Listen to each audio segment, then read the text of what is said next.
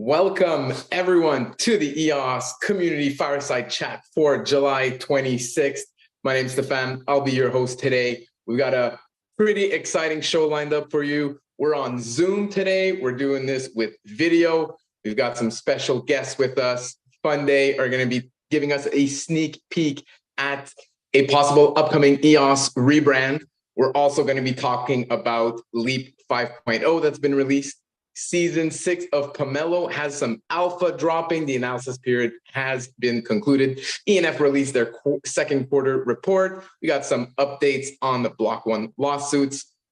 We got Yves in Japan talking WebX and other media. Upland partners with FIFA Women World Cup and some EOS EVM adoption news, as always, with CryptoDo app. All right, thanks for joining, everyone. And yeah, thanks for joining on Zoom. If you're on Discord, come on over. We're on Zoom today. If you're watching on Twitter, YouTube, etc., you can leave some likes, leave some comments in the Zoom chat, in the YouTube, leave some comments on Twitter, do all the engagement, and let's make this a great show. All right, so I'm just gonna throw it over right away. I'm gonna let Zach talk to us a bit about this presentation that we'll be seeing from FunDay.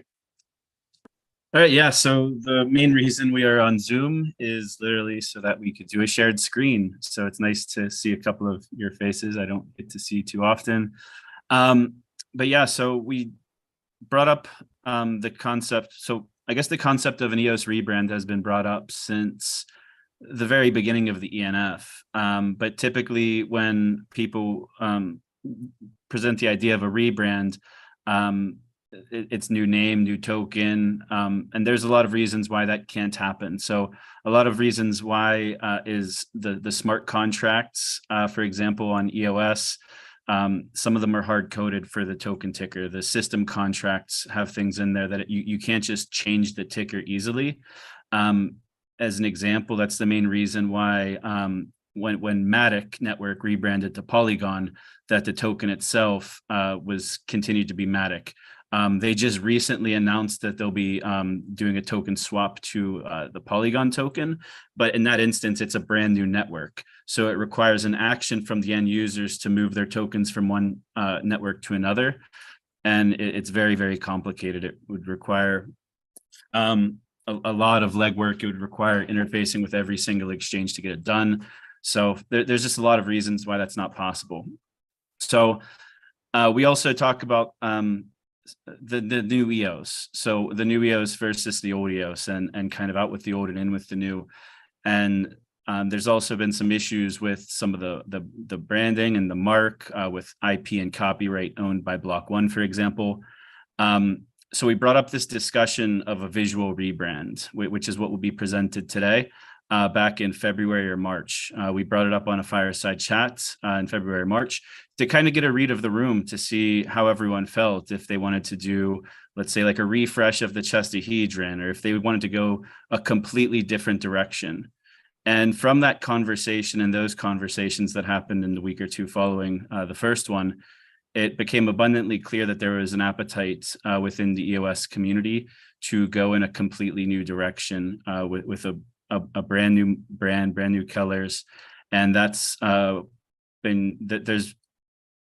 that's kind of what kicked off all of this, and working with FunDay, who's a very talented agency. They work outside of Web3 and in Web3. Within Web3, they've worked with Algorand, StepIn, Bittrex, Bitcoin.com. They're at Consensus. We met their executive team and a lot of these other projects who have worked with them. So they're very credible within the space.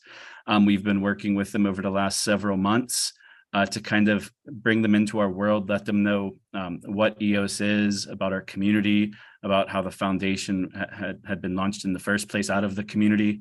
And over the last several months, we've done a lot of iterating, a lot of discussions, which kind of leads us to what's going to be presented today. So just, I guess, a forewarning is that the work is not complete. So what you will see today is not the final product. What you see, the official branding rollout, let's call it, won't be for several months because there's a lot of work that will go in after everything is finalized, as far as like the messaging framework, that once the brand guidelines are done, you have to redo all the graphics, the website. So there's a lot going into that. So I do want to make it clear that what you're seeing today is not something that will be in the news tomorrow. This isn't like EOS is rebranding today. This is really just to bring the community in on this discussion, because we all kind of came from the community, and I'm really excited to share everything with you. Guess I could keep rambling on, but we're already running a little bit late, and I have I saw an earlier version of this presentation, so I'm actually excited to see it myself. Abby, who will be presenting from FunDay today? Hi, everybody. Thanks, Zach. So our two presenters will be Kelsey and Catherine. So Kelsey leads up strategy at FunDay, and Catherine is our executive creative. So they've been working on this project with myself. I'm the engagement manager since day one. Just want to kick it over to Kelsey, but thank you guys so much for letting us join today's call and be a part of this community conversation. We've heard so much about how powerful and invested this community is, and it's really such a standout even within the industry. So we're excited to be able to share creative with you today. So Kelsey, I think we'll get us started. Awesome. So as we kind of dive in here, I just wanted to level set. Obviously, we've been working on this for a while with the EOS team, but we really wanted to take you guys on the journey of kind of where we started, how we got to the conclusions we got to, how this all came to life, and what the work in progress work looks like, and then where we kind of see this going in the future. So with that being said, as we kind of dove in, we really realized that there was a bit of an identity problem. And Zach mentioned this. There was a lot of iconography, a lot of visualization out in the world, and it was leading to confusion with people in this space. They didn't know exactly who EOS was, what could be attributed to them. And so that was really kind of the key problem that we wanted to solve. But before we dove into solutions, we really wanted to take the time to actually understand the underlying issues within that problem itself. And so with that being said, if you flip to the next slide, Catherine, we did kind of four main things to really take the time to understand it. The first is we wanted to understand what brand architecture was being used in the Web3 space, and what kind of structures were people using to create this kind of identifiable territory for all of their different properties that exist. The next is we really wanted to understand the brand positioning in white space. So how is everyone portraying themselves to the world? And what are those white spaces that we could really lean into and start to own that really expressed our brand values, who our community was, and who we were as an organization? And then on top of that, we wanted to understand what the visual void is. So obviously, as Zach mentioned, this is a visual rebrand. So we needed to understand kind of where is everyone playing? What are the different colorways that exist? And what are those spaces that we can really lean into that no one really owns yet? And how can we bring that to life in a really visually appealing and creative way to manifest who we are as an organization? And then the last kind of piece of the puzzle, because we know community is such an essential piece of EOS, we wanted to make sure that we were capturing who you guys are, what you guys portray, but also ensuring that that aligns with our brand values and having something that we can consistently ladder back to make sure we're driving that cohesive tone of voice and visual identity in the market to really get away from that confusion and that problem that we had with our identity. So that's kind of what we all did, but that's great and all. What does that mean? How does that come to life? How do we actually action on it? Well, the first piece of that puzzle, as I mentioned, is creating a system that brings it all together, making EOS really the star of the show and creating an ecosystem that allows EOS to shine. And we've used this kind of branded house model. And if you aren't familiar with that, it's something that a lot of brands do. FedEx is a great example of this. FedEx is kind of the star of the show, the center of the ecosystem, but there's all the different properties that exist below that, whether it's FedEx Ground, FedEx Freight, Express, etc. But what kind of that branding structure does is it again allows the parent brand or parent company to be the star of the show, and everyone can instantly equate every property with that main one. And so you really get that brand recognition and recall that we're looking for, but it's also that structure that allows us to flex as we grow, as we evolve, as we change over time. We have this consistent structure that we can fall back on and use moving forward. So once we kind of determined that structure and it was going to work for us, again, we needed to dive into what is EOS? How can we connect it to the community and who we are? And again, what we want people to see about our brand. And so the first piece of the puzzle was that EOS is human. It is this brand that just has this tight-knit community that is really human. Whether you're developing or creating something, that sense of humanity is something that is essential to EOS. But it's also a space that a ton of other people in the industry aren't playing in. And that sense of humanity is something that's really going to resonate with people moving forward. So we really wanted to capture the fact that EOS is human. The next kind of piece of the puzzle was that EOS is inclusive. So it's this environment that anyone can join, anyone can start building on and creating. And what the community really wants to do is grow and continue to evolve and move forward and be better. And so that's kind of another territory that we really wanted to capture and make sure came through in our colorways, our visual identity, and the language that we used. The next was empowering. So we also wanted to make it clear that, we're there to support one another. We have entities like EOS Support and the community in and of itself, and just this team. Everyone's working together, wants them to succeed, wants them to develop and build and create on this platform.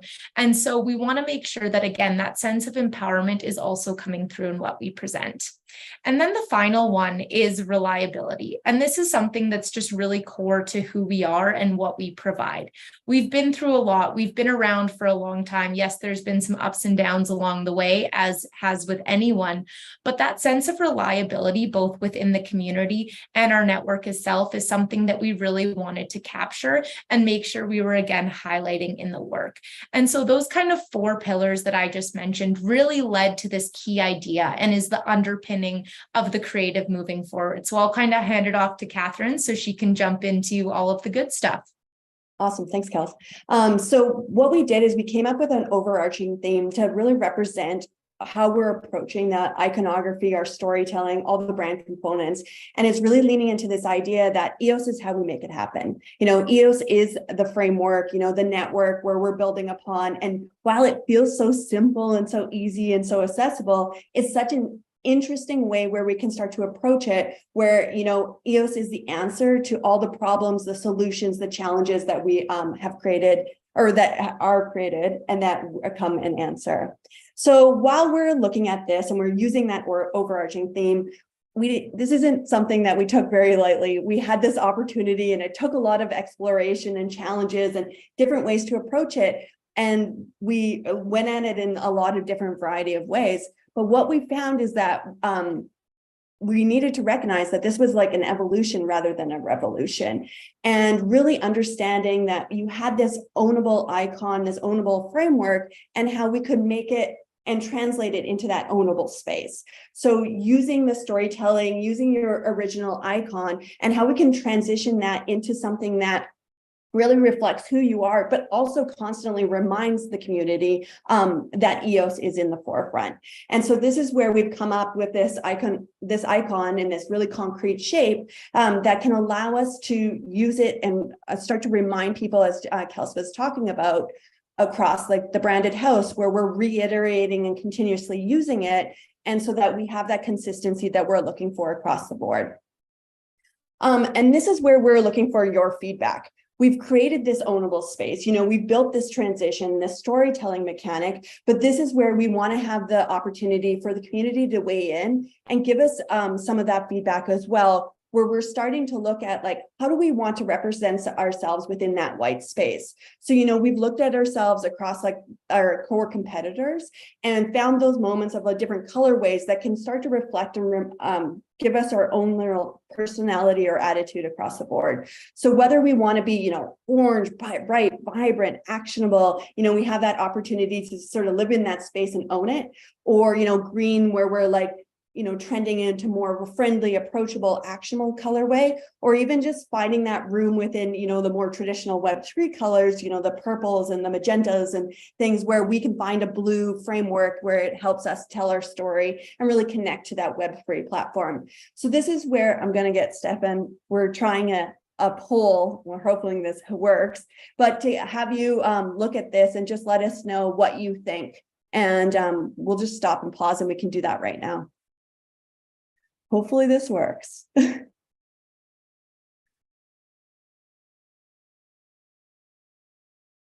Okay. So basically, once we get that feedback, what we're going to do is we'll be taking that and we'll help apply it to a lot of our more corporate brand awareness pieces across the board. And so I just voted too. So I just swayed the results in my favor, but that's okay. We'll see if that actually works.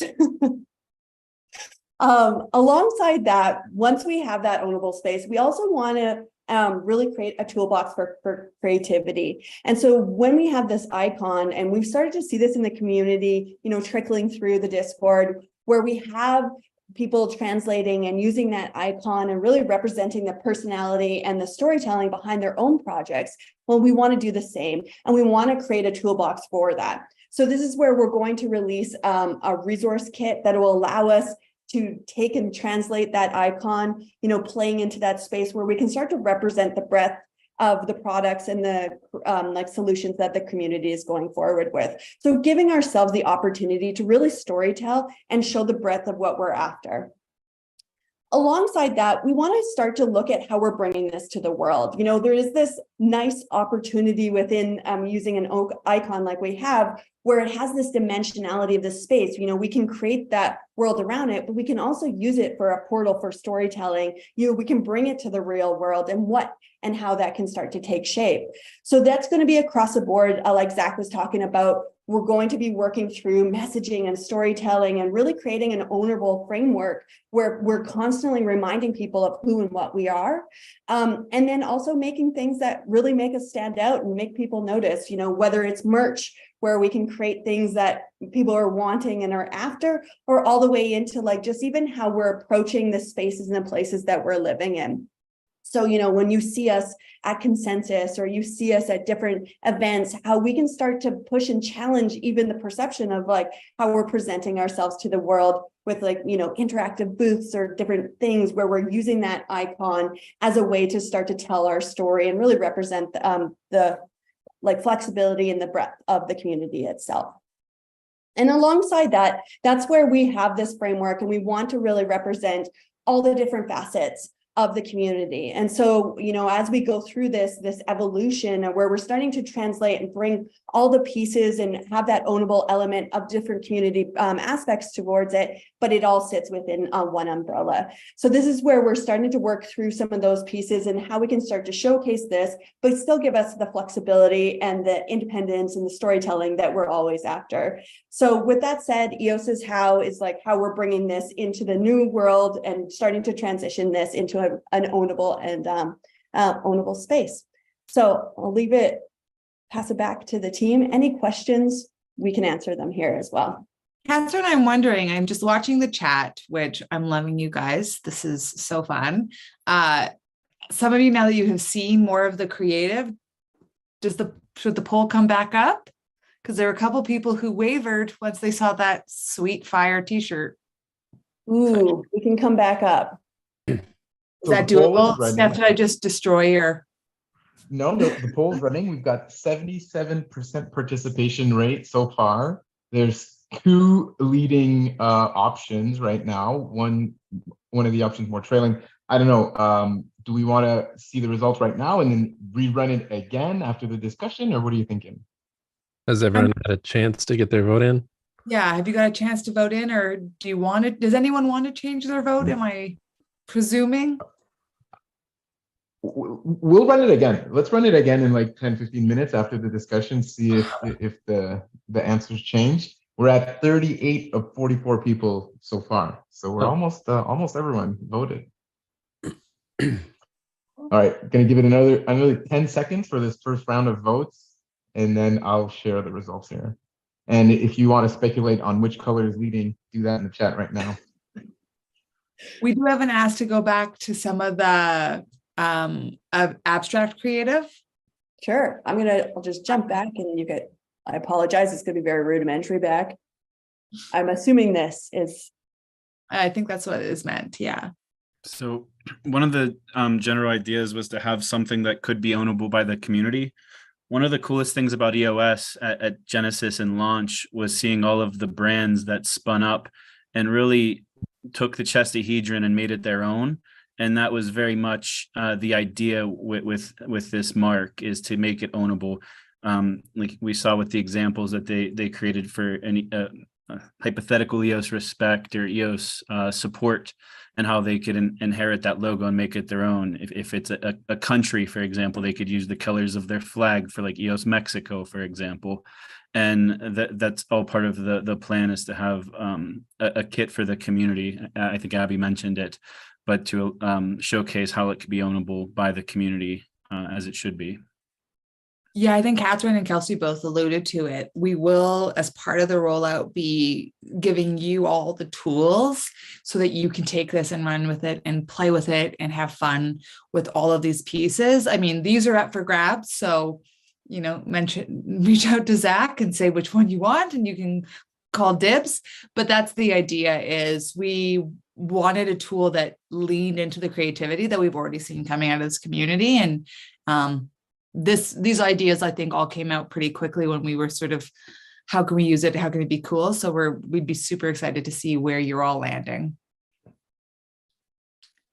Oh my, orange in the lead. Orange, not by a landslide, but definitely by a majority here. Yeah.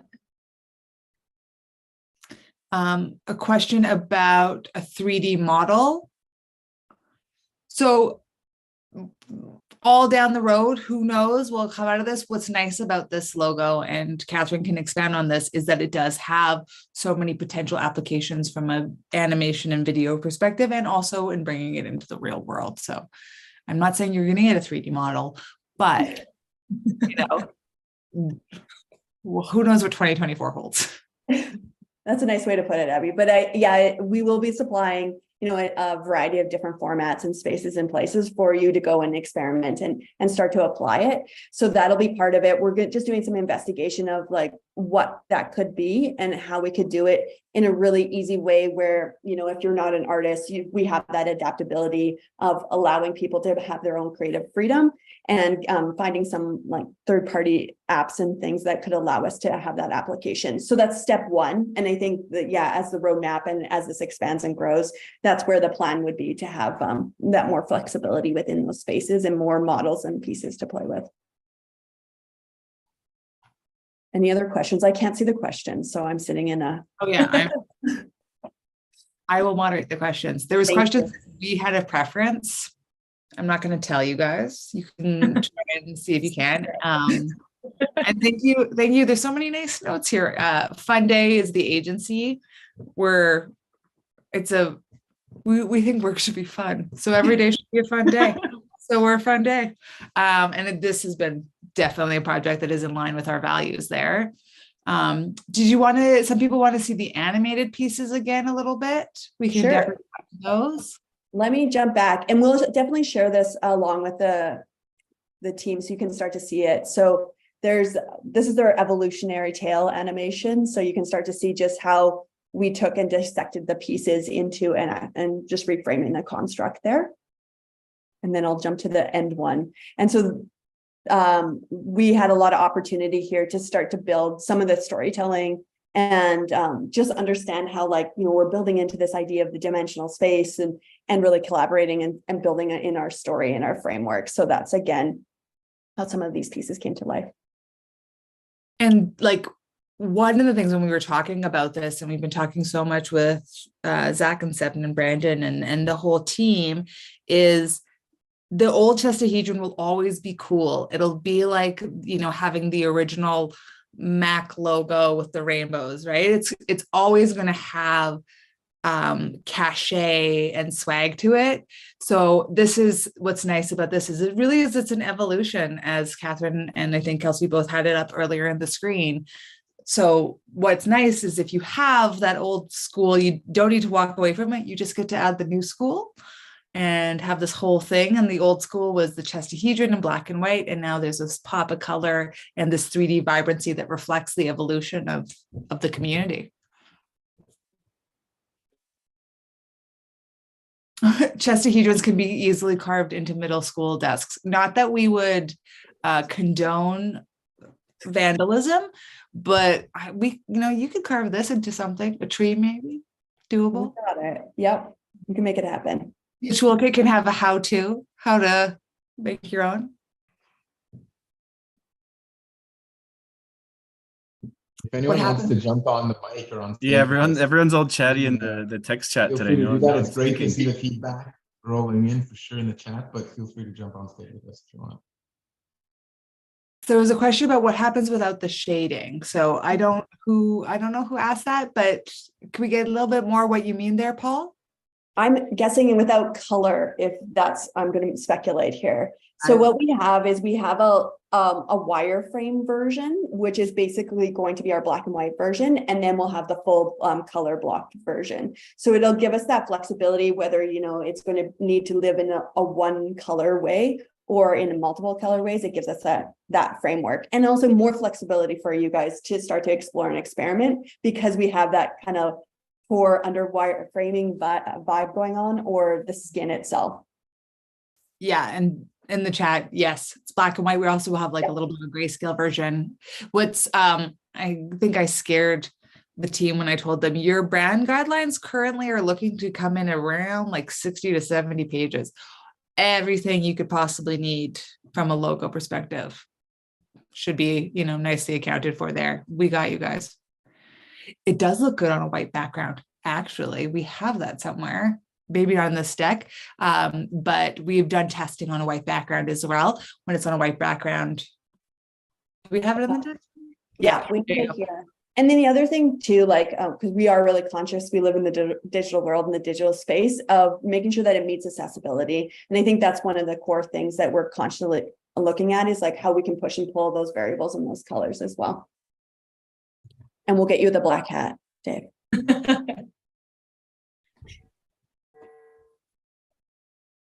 Yes, we talked about EOS Rebrand as well. Purple is blue.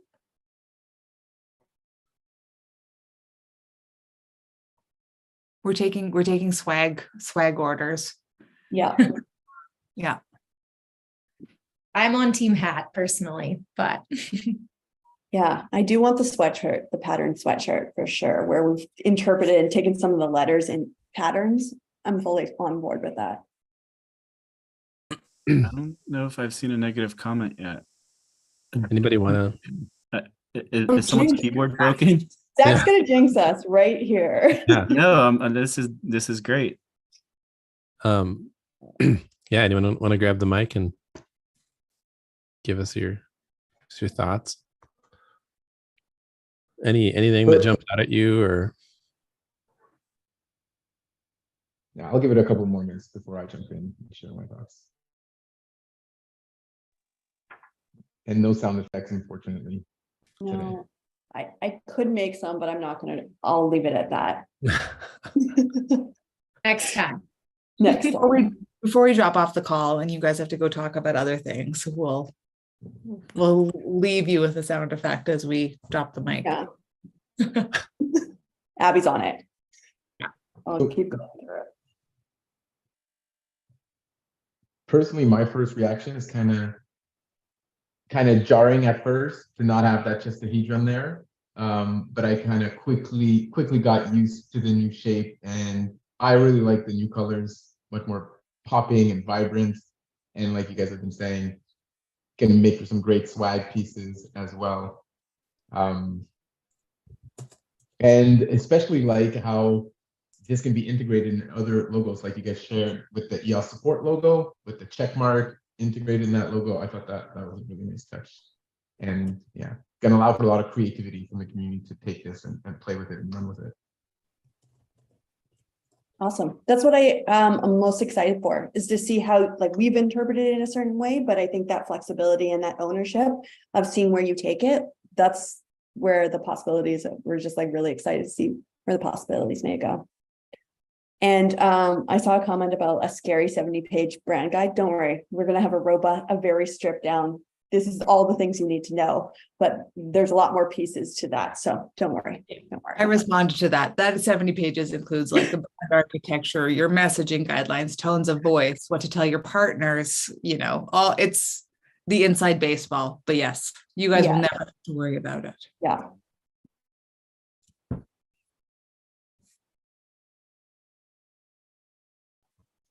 So some people are changing their minds. I think it's time to throw up the poll again. Sure. We could always Relaunch poll. Here we go.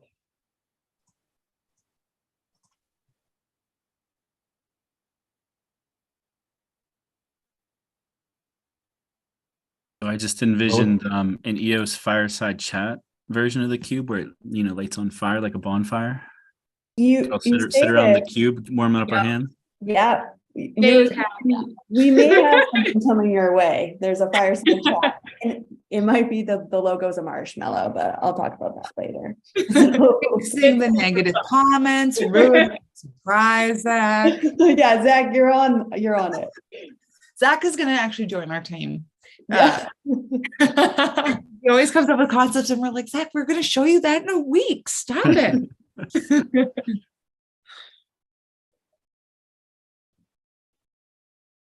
An EOS emoji, we'll work on it. We'll see what we can do. Yeah. We'll get to that. And then also I would like the monolith as well. I want to put it giant and put it somewhere. Yeah. So it seems like there's pretty good consensus on the mark. How about EOS's how? So there's been this thing on Twitter, hashtag only possible on EOS. And the funny thing when that kind of started being used was it's very close in meaning to EOS's how. It's only possible on EOS. EOS is how. What's your problem? EOS is the solution. EOS is how. Does anyone have an opinion on that messaging direction?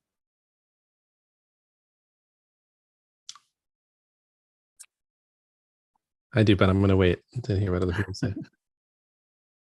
I will say that if you guys have never worked with an agency before, we will take silence as agreement that you're all. We read silence as positive affirmation. Anyone Bueller in the comments right there?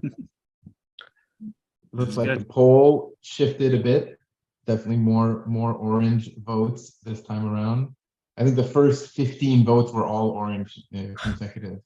Someone in the chat mentioned that they didn't like orange because it was associated with Bitcoin, but I think the opposite. If you go through the top 100 on CoinMarketCap, the whole first page, scroll all the way to the bottom, the only orange you're going to see is Bitcoin. There's some orange on Monero, but besides that, there's very, very little orange. It's not an overcrowded color at all. It's one of the most least used colors, actually, and because of the association with Bitcoin, I think that's actually a strong point. So we got some comments on the Jesse on the how. Yeah, so basically what we were looking at is, like, as developers, and I think as creatives, we're all in a very similar framework where we know our why. We as a collective know our why. We want to build something. We know that we want to improve something, but we often are challenged with the steps of how to make it happen. And I think that process is really where we wanted to start to really celebrate EOS as the platform or the answer to make that solution to that why happen. And that's where we are using more of that framework of, like, when you start to see the messaging where we'll be like, here's the problem, and then it's always the solution is that. So the messaging will really answer and really lean into the why. And then the answer being EOS, if that helps with it. And it also the billboard. Oh yeah. It also just aligns too with those kind of key pillars we talked about. It's a very empowering statement, shows the humanity that exists behind it, really shows that we're reliable, we're there for you, as well as it's inclusive. It provides this almost welcoming environment that anyone can join, anyone can develop on it, which is really nice as well. So it really hits on that kind of white space that we can really own and lean into.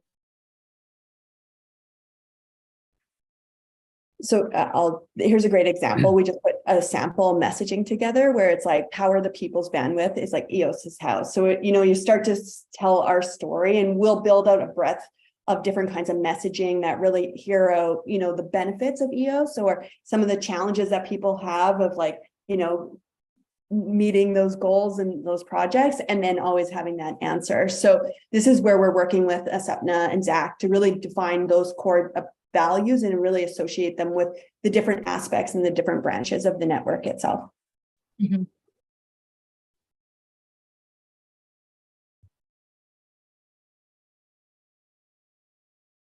Okay, we'll take silence. I mean, I got a fire emoji. I'm like winning on this. Well, since nobody's speaking up, I'll just say that the few people that I had an opportunity to present this to when the EOS is how thing came up, they were all puzzled. Like, I think just by itself, when you present it like this, the power to the people's bandwidth, EOS is how, or something like that, with like as a call and response, it might, right? Jesse is saying makes more sense. But in the absence of that, just saying EOS is how, I think is very vague and kind of like how, what, like it's I don't know. And yeah, the feedback, I didn't really share my opinion on the matter previous to this with anybody, but I did notice that a few people were a bit puzzled by it. Yeah, to answer that, just to give you some feedback, is that oftentimes what'll happen is we have to do the storytelling. We have to validate it and give it a reason why. And then we earn our stripes of then being able to pull back and just have it as a standalone piece. And so this is where we will, like, you won't often see it in a standalone piece, like we put it into the logo, but that would be part of the storytelling framework that we would possibly, use as an explainer video or even in some of our storytelling construct. So this is where when you look at other brands, they'll do a very similar thing where it's like, we got to do the work, no different than the community itself, and then be able to like earn that standalone, something so succinct and maybe broad, but then it allows us that flexibility of our storytelling as well. And I think it just opens the door to say the why, like those key benefits, like it really helps in that construct of saying the why you should pick us. And it's because EOS is the how and we're the answer. And we further solidify kind of that perspective or that benefit, which is also a really nice construct to work with. Anyone want to share the origins of EOS is how and Howie? Oh, yeah. Howie the mascot. We did pitch to a mascot and we built an origin story. And so this is the refinement. Maybe Abby, do you want to tell the story? You're a good storyteller. I don't know if I will do it justice, but this was, Zach alluded to it. We have been having these conversations for a while, and our process with this particular project was, first we had all of the conversations and all the discovery and talking to the team about how they define themselves and what they like and don't like and where they want to go. And then originally we pitched 3 concepts. And one was what we like to call our plus weird. I don't know if you've noticed, but FunDay, we're a little bit weird. So we had this rather grandiose idea and people liked it, but it was a great idea, but when we thought about it more, it's like, oh, this would be an amazing campaign or something amazing as an activation. But we took this idea of having a persona. I don't know if I should say the name of the persona, but a persona, a large bearded persona for EOS as like kind of your mascot and your direction. And then through that, in multiple iterations, we came to maybe having an actual mascot that could be used, or at one point there was a concept that required Catherine to rap "Push It" by Salt and Peppa, and she did. Sold the rap, the concept, not so much. You guys didn't love it as much as we did, but that was where the evolution of EOS is how it came from. I don't know if that's the full story that you were hoping for, Zach. That's a good one. I think that's a good description of it. Paul Gray in the chat said actual mascot a bit cheesy. So like that's where we ended up. There is no mascot. the cube is the mascot. It could be a physical object in real space. You like at the EOS hackathons, if you all remember, if you were there, B1 June, that there was the large 3D chestahedron that you could take pictures with. You could imagine a giant cube in a space. They had a slide like it. A lot of you guys might have like these glass logos that were made a few years ago. Like there's so many options, keychains, all in physical space, and then in digital space, it's the options and extensibility are pretty endless here. And it makes creating new brands very easy also. So you think EOS EVM, EOS Network Ventures, EOS Labs, if that's another topic that I guess everyone will hear more about when the BP call recap comes out. But there's all of these different brands, and it just makes it really easy. It's just, it has its own color. If you look at FedEx is probably the best example of that. If you look at all of the FedEx Ground, FedEx Express, like all of their logos, it's really the arrows just kind of changing colors, and the word lockup changes. And that's very much the framework that we're working with here. And it makes it very easy to extend the brand, because the decisions are already made for you. It's like, all right, let's find a color. One of the things I really like too about the shape being composed of the EOS is that when they never launched, it was strangely launched without any attribution to the letters EOS, really. I mean, Dawn was put in, there's like the goddess of the dawn and stuff, but it was kind of left specifically vague. And this is an interesting way to make those letters kind of manifest as an object, which kind of takes them out of like a purely linguistic territory and puts them like in the world of things, which I like, because we've always kind of had this weird ambiguity. I said it in the text chat, but the biggest thing I'm excited about is to finally move away from black and white. Yeah. If you guys saw pictures of the conferences last year that we were doing with the black and white backboard, it was a stylish backboard, but it's black and white. It makes everything feels like a zebra. And like we would always incorporate blues into it. But as it came up in the text chat, and I think a few people have said it, like blue's very overdone. I love blue as a color. Blue's the first color I would typically choose as an individual, but that's part of why it's kind of overdone. And that has been our alternative color. And even going back to previous to the ENF, blue was kind of the alternative color brought in, but essentially the mark itself is black and white. It's very boring, and it doesn't really stand out in the gaming market, for example, which is a marketplace that we're obviously pursuing and constantly working towards getting adoption for. It's just very much more lively with the color, and that's personally like my favorite thing, plus just the brand cohesiveness so that there's not confusion. The one of the first slides that showed the original chestahedron, the chestahedron with thicker lines, the block 1 copyrighted and trademarked chestahedron, and then the ENF logo, which to a non-community member, it's very easy to confuse all of those logos. If you like flashed one of those logos in front of someone and did like a mugshot lineup in front of them and asked them to identify which one they just saw, they probably would get it incorrect, like more times than not. And that's kind of the issue. We've seen like on Binance Academy, even they did an educational video several months ago, and they put an ENF logo where it should have been an EOS logo. And that's even like working very closely with us to explain everything to them. Then there's the Twitter account that's linked to on CoinMarketCap. It's an ENF Twitter account, but which has the ENF logo, which is different than the chestahedron. So it kind of brings all that cohesiveness. So no matter what, when you see this shape, the colors might change, but they all kind of come back to the same thing. And then what I really like too is the non-colored version with just the black outlines. It's all of the brands essentially.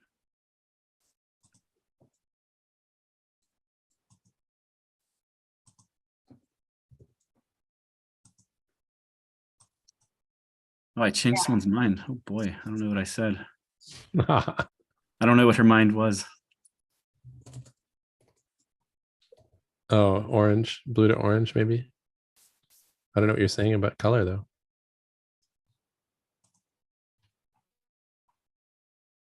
Recount. it's just going to get further and further. Did we want some people leave? Ooh. Yeah.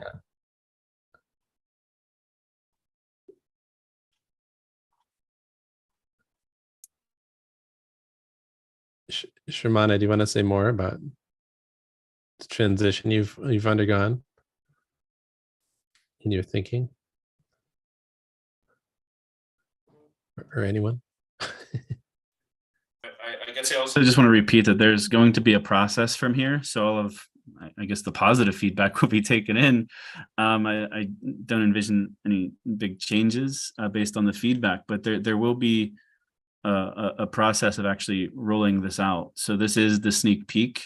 So please, obviously it's semi-public, but we're not like doing a press run. This isn't the brand launch. And I just want to make that very clear to everyone on this call and who might see a recording of it later, that this isn't the launch. This is very much a sneak peek.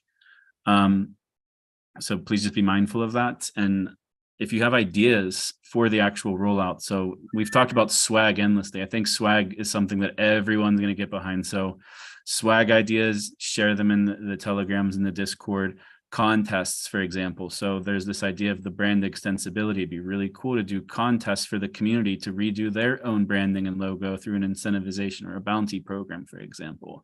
So everyone, please share your ideas. We're constantly in the text chats. We do this fireside chat every Wednesday. There's going to be several months before this actually rolls out officially. And I want everyone to kind of share their ideas so that we could all kind of do this together. If whenever this rolls out officially, if there's multiple brands within the EOS community that also launch their new brand at the same time, I think that could be really cool and powerful.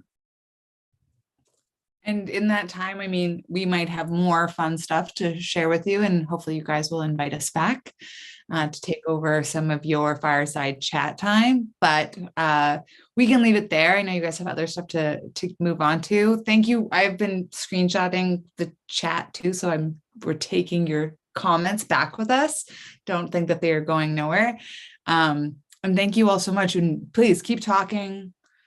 Zach and Brandon and Sepna and everyone know how to get a hold of us. So as we continue to finalize in the next couple of weeks, especially one of the next, as we are working on that community piece and getting you guys a very cool toolkit to work with, we're thinking about all of these things and excited to hear more from you. Thank you so much for your time and letting us crash the fireside. Do I actually have to make a sound effect? Because I will. I have no shame. Do it. That's my Thanks, everyone. Thank you. Awesome job. Thanks, FunDay. Bye. And Marcus, I just wanted to say that's a cool thought, and we'll be capturing all the comments here and sharing it with the team. So we'll make sure to get that. He was talking about like a frog's eye view, like looking up at the cube, kind of like the Monty Python text that's like towering over you. Which is kind of interesting, as opposed to looking down. I suppose we could. I just want one on my desk. I want a 3D print. Just like EOS dice. Yeah, I think EOS dice are in order. Could invent new games. Yeah, it'd be awesome. Fluffy EOS mirror dice. Oh no. Yeah, that's about right.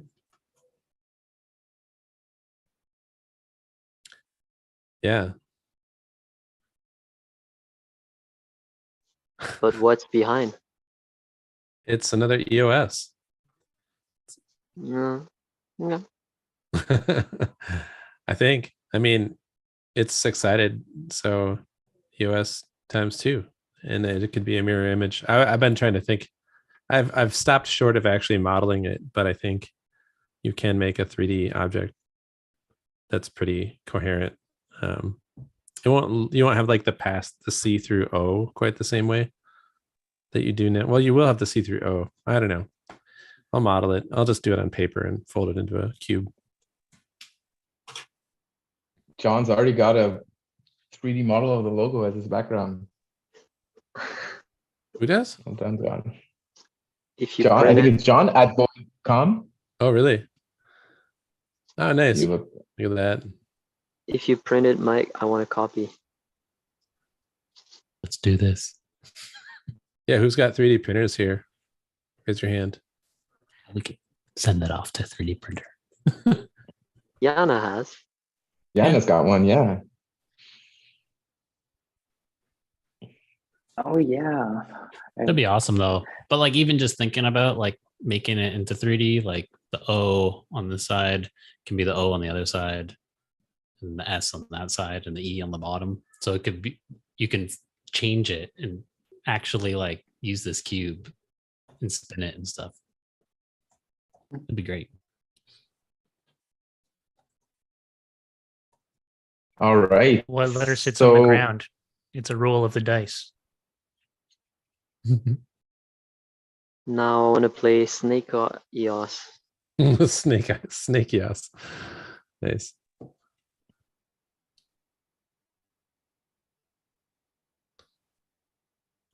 Yep, new games.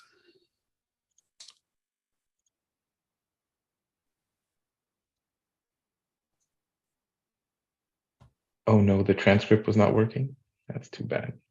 What? Doesn't look like it was working for me. Did nobody turn it on? It says it's turned on. Yeah, I think I just turned it on. Oh, we suck. I guess we had Another fail. From the beginning. If ever you need it, I think I have at least one copy by AI. Oh, well done. Maybe, yeah, send that over once the fireside's over. Up until this point, I guess. Mm-hmm.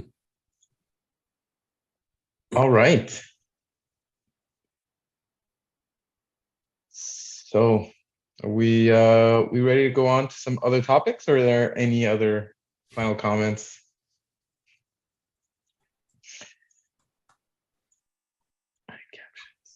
There we go. Other topics it is. Okay. So let me get a share screen going. All right, here we go. Okay, cool. So next up, Antelope Leap 5.0 is coming in Q4 of 2023. Major consensus upgrade includes instant finality, hot stuff consensus, peer-to-peer discovery, and more. We've talked a bit about it on the last couple of weeks. If you want to learn more, there's an article that was officially published about a week ago, talking a bit about these things. From what I understand, next week, we'll have some technical heavy hitters joining us to talk more about Leap 5.0. But this week, maybe Brandon, I don't know if you had anything extra to share at this point. Yeah, I mean, I guess I would just encourage people to read this article. It's really a good kind of overview into some of the features that will be rolled out with Leap 5 and kind of explains why it's so significant. In Leap 5, of course, introduces the hot stuff consensus mechanism, which opens up a whole other world of possibilities, and as well as instant finality and new crypto primitives that enable all sorts of pretty amazing stuff with ZK proof systems and so forth. So this is worth a read. It's not that long, and yeah, I'd encourage you guys to give it a look over. But I think I'll leave it to the pros to come on next week, and we maybe read this and formulate some questions, like see what comes up for you, and come prepared. Areg and Guillaume should be all set to join us next week at the beginning of the show.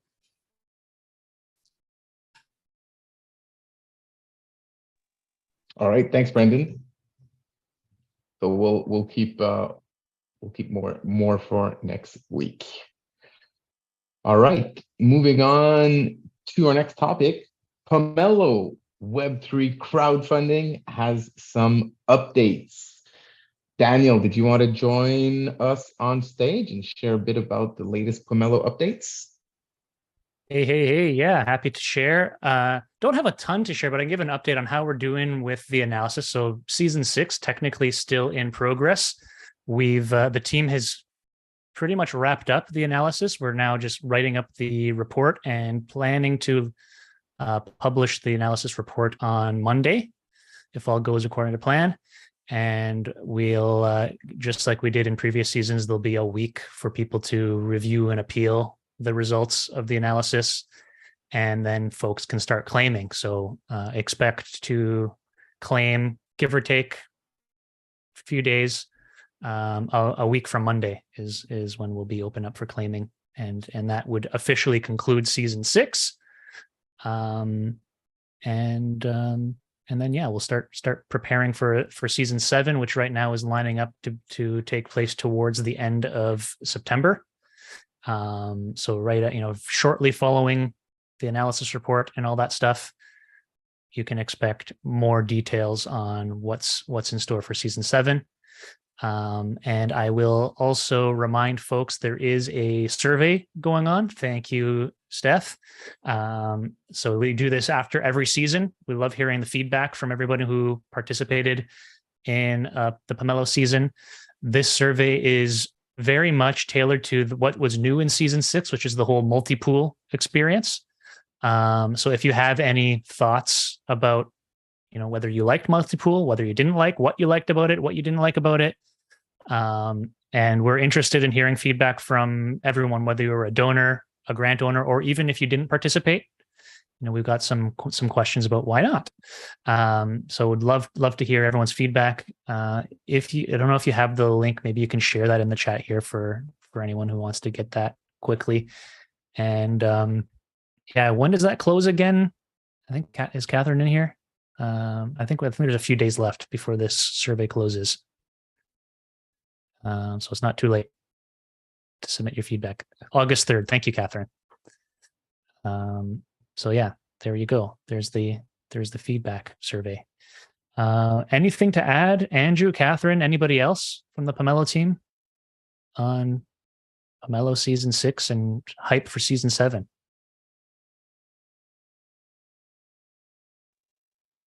Check out, I don't think it's live yet. I did a Nova Crypto Swiss workshop like I do every season, talking about season 6, talking about some of what's planned for season 7. I'll just say, in terms of what's planned for season 7, the goal for season 7 is to make the application experience easier and better for all of our grant owners. So again, more details to come on that over the next month or so. All right, great. Thanks, Daniel. Thanks for joining us today, giving us the scoop on the latest with Pomelo season 6. Thanks for having me on. Until next time. All right. Next topic of the day, Q2 report from the ENF was just released a couple days ago. And it's pretty hefty, actually. Real quickly, here are some of the things highlighted. The EOS 5-year anniversary, notable growth metrics, latest updates from the EOS EVM, of course, notable partners, developer relation efforts, event presence, technical developments, Antelope Coalition, ecosystem roadmap, and more. There we go. We got some errors. No, here we go. I'm not going to go over it too much on the call here because there's really just a lot to go over. This message from the CEO was fairly epic, actually, and I considered reading it as the intro to the fireside, but it's fairly long, and I didn't want to kind of distract from the rebrand. That was obviously kind of the most interesting topic today, but I think I'm going to read it as an outro. So if you want to stay tuned for a reading of the message from the CEO, stay tuned to the end of the fireside. Other than that, I encourage you guys to check out the report. There's really a ton of stuff in here. Like I said, I'm not going to scroll through it right now, but encourage you guys to go read it and stay tuned till the end of the show for a reading of the message from the CEO. Also, recently published the July Program and Operations Health Report.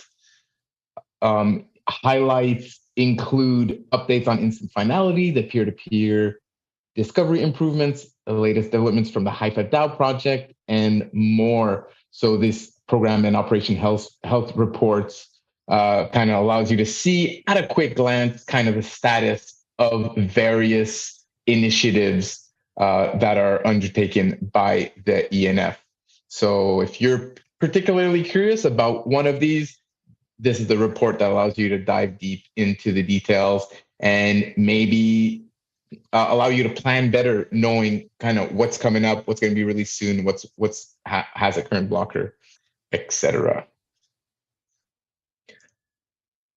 All right, more updates from the ENF. From here, we've got Yves sharing a tweet about an important update on the lawsuit against Block One. It says that the ENF is preparing a suit against Block One for failure to follow through on its 1 billion commitment. And Block One is attempting to settle a separate lawsuit for 22 million. So you may need to opt out to be eligible to participate in the ENF's lawsuit. So we had actually a lawyer on last week talking about that other class action who he's a part of, or at least he's one of the lead lawyers on it. And so if you're curious about learning more about that, you can check out last week's Fireside. Other than that, probably good for everyone to read this small update, just 2 pages. But basically what's very important is that if you don't make a claim in that other lawsuit and you don't opt out, you may, any claim you may have against Block One may be released. So very important to kind of maybe just opt out to that other class action lawsuit that's going on right now if you plan on participating in the current one that is being organized by the ENF. Yves not with us today. He's out in Japan these days, so I think it's like 4 a.m. for him out here. So we don't have Yves with us today. He did answer some questions last week, so I'll encourage you guys to listen to that segment if you want to learn more. Other than that, I don't know if anyone else from the ENF has anything else to add on this topic. Usually they don't. But wanted to at least bring this up. The big thing is there's a few different ways you can go. So if you're based in the US or you interface with a US based exchange, or there's another thing with the node operators. If the furthest suit along is the one that was presented last week. So for anyone that is interested in participating in that one, great, you should. If you want to participate in that one, you have to register though. So that's taking an action. You have to register if you want to be a part of that one. If you want to take part in the ENF, the one that the ENF is coordinating, ENF will not be a party involved because Yves explained that the ENF didn't exist during the time period being discussed, but the ENF's helping to coordinate. If you would like to potentially participate in that one, you have to opt out. If you want to participate in the Nemesis one, you would have to opt out. The reason that is because there's essentially a blanket clause within the settlement agreement that covers so much different ground of who would be part of the affected class of the current class action. So essentially, if you're not sure of what you want to do, and I think a lot of people are in that boat, they're just not sure. If you're not sure, then the best thing that you could do is opt out. If you're sure that you want to participate in the current existing one, then you should do so. But you do need to register. You need to take an action regardless of what you want to do. If you take no action, which is the default choice, if you do nothing at all, then you're not eligible to take part in the current class action. You're ineligible for that one. And you're also ineligible to participate in any future classes that may come about, such as the one that Yves been discussing publicly and that Nemesis Ventures has been presenting an idea for. So essentially, the worst thing you could do is do nothing. I would highly advise that everyone who has been in EOS to either opt out and anticipate. You can make your decision later if you would like to participate in any future class, or you should enroll in the current class action. So my advice to everyone, I don't want to suggest one way or the other because all of them are good. It depends on your individual circumstances. The worst thing that you could do is do nothing, because then you don't leave your options open and you aren't able to take part in the existing one that's going through a settlement process right now. Am I the only one that feels that that's so rigged that if you don't hear about this or you don't opt out, then you just lose all potential for claims? That's to me. Why there's a sense of urgency on getting the messaging out. Cointelegraph covered it. There's a few other medias that'll be publishing things over the next month leading up to this due date. The first email blast went out to everyone who reached out to legal at EOS Network. There was several hundred. The open rate on it was pretty insane. I looked at that this morning. So yeah, I agree that it's like such a wide blanket ruling that it is ridiculous that if you do nothing, that you're basically lumped into this class, even if it wasn't communicated to you. There's a lot of people who may be in the affected class, but they're just not paying attention to EOS right now. They may have left years ago.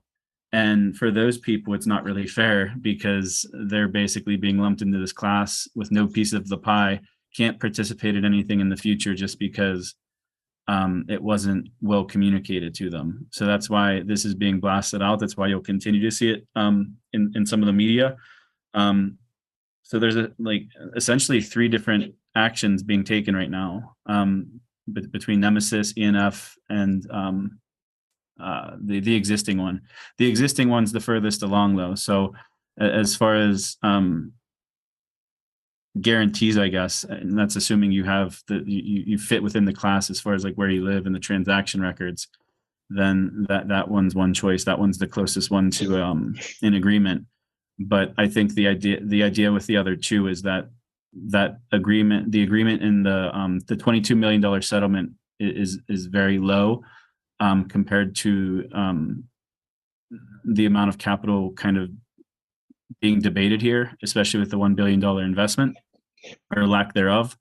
So that's the general idea, is that the Nemesis and the direction that the ENF will be taking and the coordination of the community one is seeking out much larger settlements or non-settlement than the existing one. So that's kind of the difference. Is one of them is one option's pretty much in the final stages, and the other 2 options are going to take some time and there's no guarantees. So that's why I know from talking to Yves that we're not going to suggest what anyone should do as an individual. It's really up to everyone. We're not going to say like ours is the one that he's been working on is better than any other one. But the general idea with that letter was to present all of the options, to share all of the information, and then every individual can make their own decision based on what's best for their circumstances. The biggest advice, though, is going back to what I originally said, is the worst thing that you could do is do nothing, because then unless you plan to do nothing, then that's fine. But if you think that there's even a small chance that you would want to participate in any of these future actions, then you would want to opt out.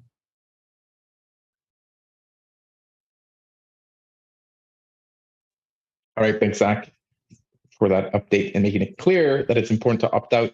Andrew asked in the chat, when's the deadline to opt out? I think it's the 29th of August, something like that. Although it's in the letter. I'm not sure. I'm not 100% sure. Yeah, exactly. So there you go. Okay, cool. All right, thanks, Zach. And what's nice about this news is that it got picked up actually by Cointelegraph. They wrote an article about it. They tweeted about it. It got picked up by Blockchain Reporter. They also tweeted about it and wrote an article about it.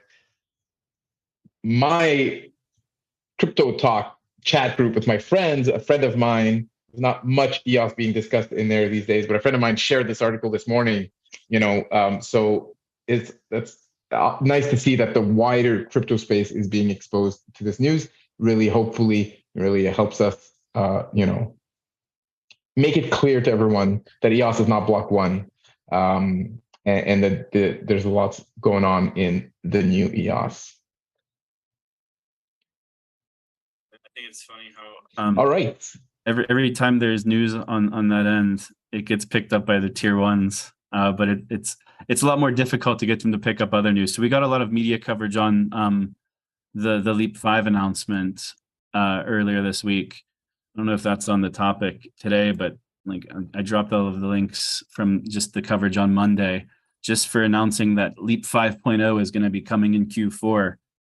People are paying attention. Just announcing a future release got picked up by a lot of the tier 2 medias, but you don't see like Cointelegraph picking up on Leap 5, but they love this type of news that's on the screen. They're in agreement with the EOS community on the opinions of Block One, based on conversations with all of the media. They all kind of share our sentiment and opinions. And it's very clear to them now at this point that there is a clear difference, that EOS is not Block One, was never Block One, and that we as the community did not do the ICO. So that's been going on for a while, though. That's a constant re-education process. But Cointelegraph, CoinDesk, the block, they're all very much having mutual understanding of the new EOS, which is really nice to see.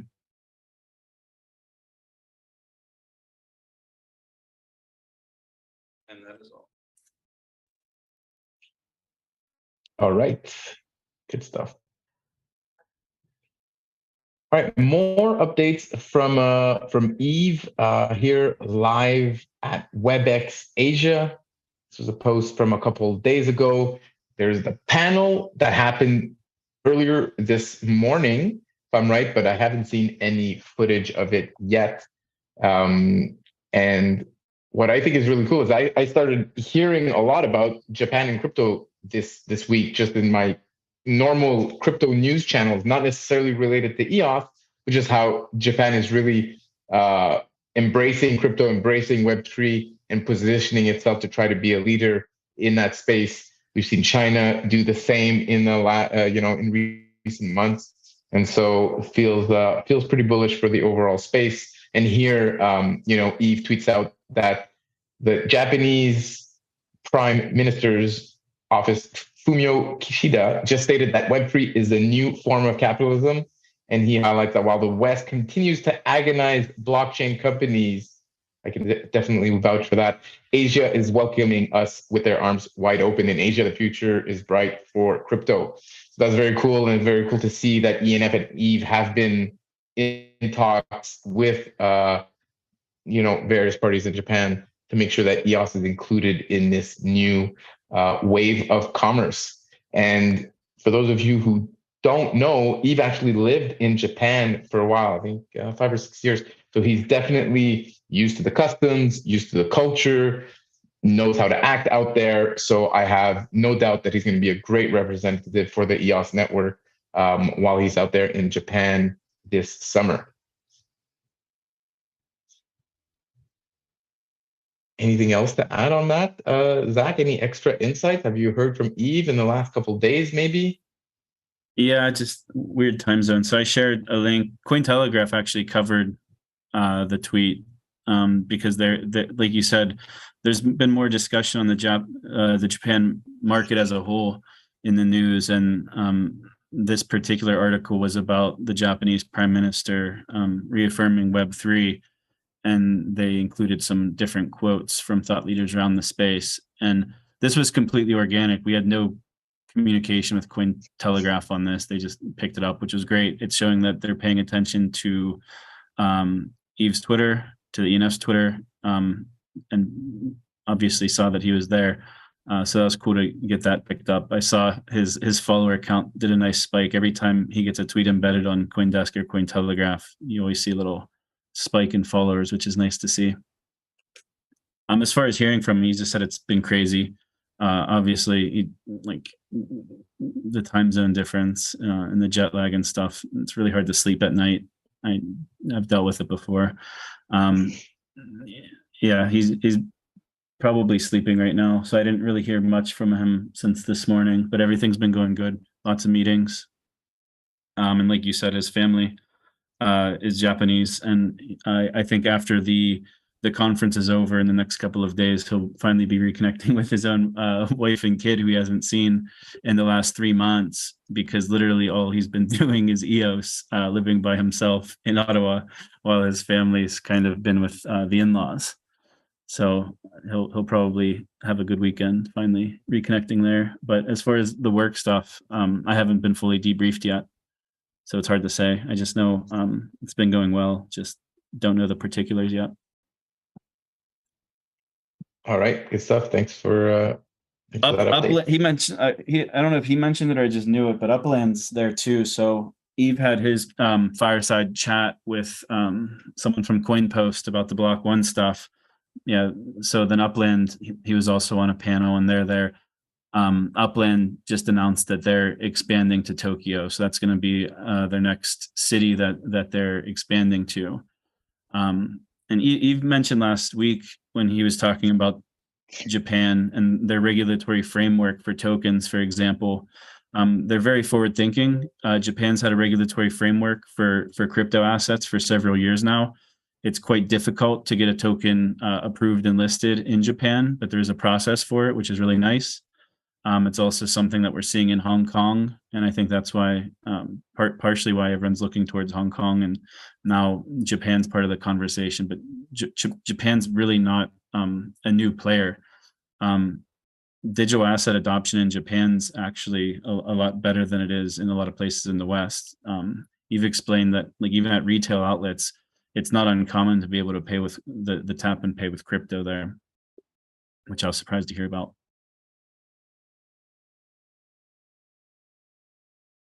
Sure, he'll debrief everyone next week. Yeah, thanks for bringing that up. It was on my points to mention here. Upland is also at the WebX.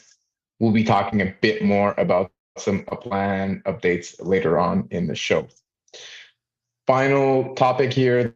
This is the title of the talk on the panel that happened this morning. Not just theater, how EOS got rid of Block One, but that's so far all of the content we have for that. So I'm sure this panel is going to be published soon enough. And then here's the Upland news that we briefly mentioned. And then another piece of EOS in the media. This article on CryptoNewsflash.com highlights both Uniswap founder and the EOS Network Foundation CEO as they talk about onboarding the next billion Web2 users to Web3. Once again, here we see some tweets from, I think this is the Uniswap founder, and then later on here, a bit below, there's also some quotes from Yves in there. All right, talking a bit about EOS EVM, of course, like we do every week. CryptoDo.app allows you to create and deploy various types of dApps on EOS EVM without programming skills. Very cool to see. I can't keep up with all these integration announcements. I haven't had the time to play around with this app. I got a nice little backlog of EOS EVM apps that I want to try out, but great to see, continuously new integrations with various apps brought on, due to the EVM. And it kind of just, in my mind this morning, I was kind of, reminiscing on the fact when the decision to enable EVM, on EOS was taken, not everyone was a fan of it. There are technical limitations, right, that the EOS native doesn't have that is present on the EVM, but clearly very good for adoption. And looking forward to seeing more apps deploy on the EOS EVM. All right, let's see, what else do we have here on the agenda? corrupted file, Zoom, Upland, Q3 roadmap, and AMA. Just wanted to quickly share a bit about Upland. They had their FIFA Women's World Cup partnership announced recently. There's going to be an NFT drop going on. The meta adventures are coming to Upland. And of course, they keep building the foundation with programs like the global asset shirts, expanding into other crypto communities. So really good to see continuous progress from Upland. All right. I feel like there was something else. No, I think we covered it all at this point. Community open mic. Of course, if you guys have updates you want to share, now's the time. Jump on stage, share some updates in the chat. Or if there's just some other topics you guys want to talk about. What do you think about Twitter becoming X? Is that going to stick? Is that not going to stick? Maybe we can run a poll on that. I'm loving this poll option. I wish we could do this on Discord. Would be great. So I'm gonna go create a quick poll here, see what you guys think of the new Twitter branding. But in the meantime, just imagine there's a bit of music playing, and if anyone wants to jump on here.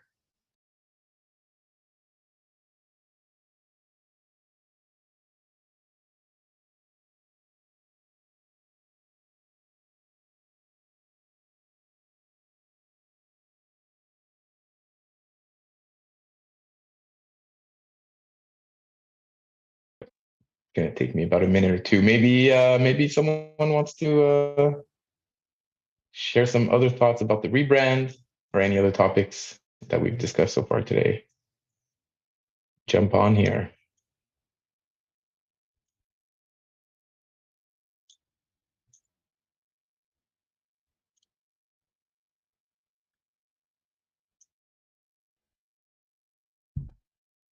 Party people in the house.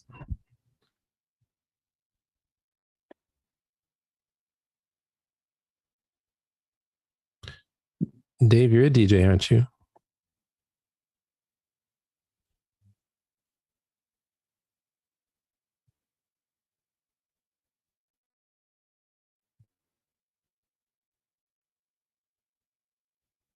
All right, here we go.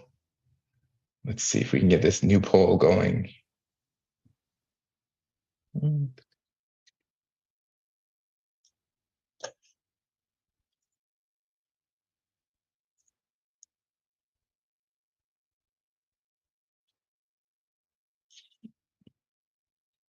Polls. Back. Untitled poll. This is the one. There you go. Do you like the new Twitter/X rebrand? Yes, no, and what the fuck, Elon, are your options.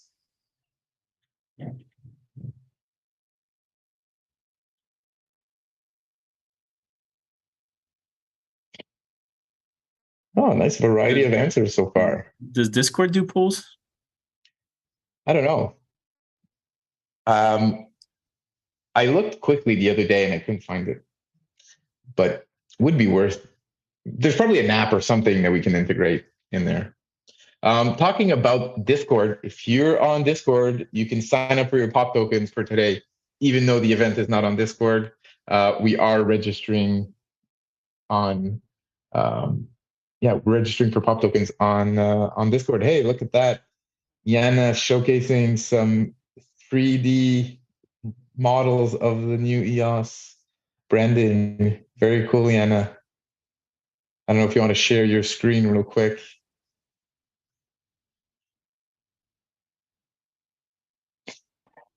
I'm on a multi-device setup. I can't really share my screen. Okay.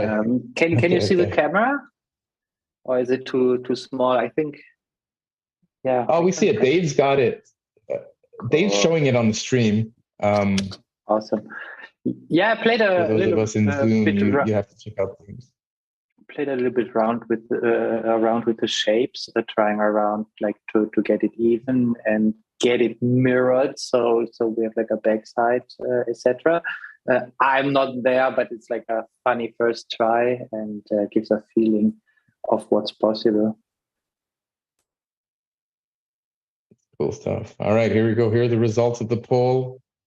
Yes, coming in at 47%. What the fuck, Elon coming in second at 37%. I guess that's worse than a no.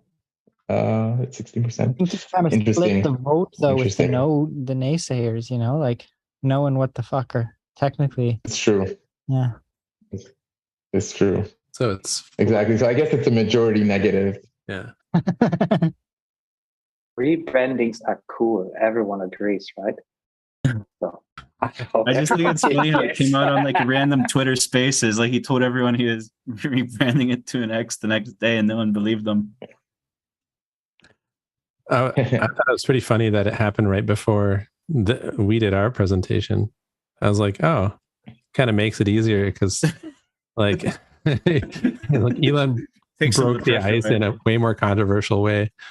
Yeah. Yeah, we're thinking of calling it X Network now.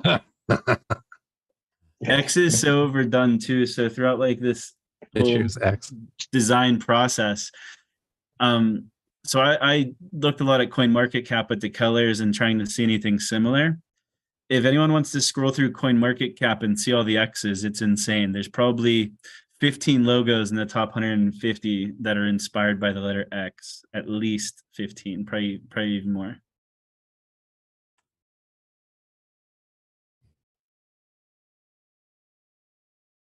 So it's not just Elon.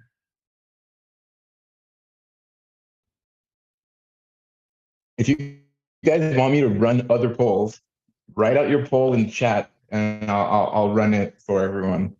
I know Louis wanted some other options for the rebrand or any other topics you guys are curious to know what this group of 35 people feels like.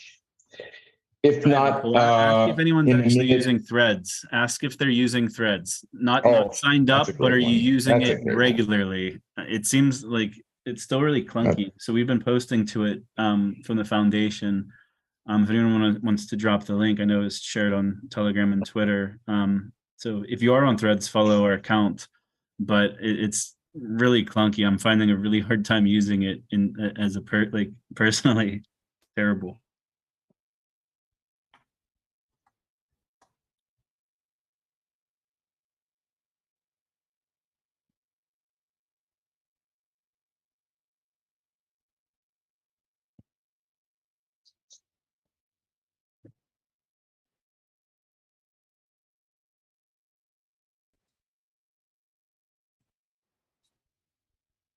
Not many people are using Threads.